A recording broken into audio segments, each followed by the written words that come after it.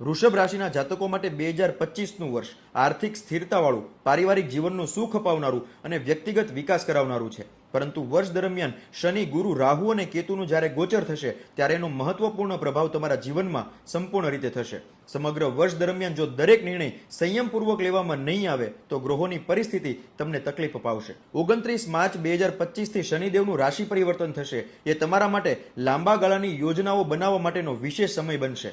આ સમયમાં તમારા મિત્રો અને વડીલોનો સહયોગ તમને મળશે, જેનો તમે લાભ ઉઠાવી શકો છો.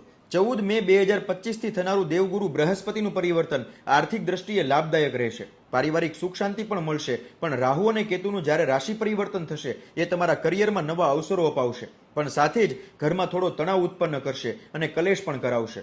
ઓક્ટોબર 2025માં ગુરુનું જે પરિવર્તન થશે એ તમારા સાહસમાં વૃદ્ધિ કરાવશે. નાની મોટી યાત્રાઓ પણ થશે. ત્યારબાદ 4 ડિસેમ્બર 2025માં ગુરુદેવ વક્રી થશે.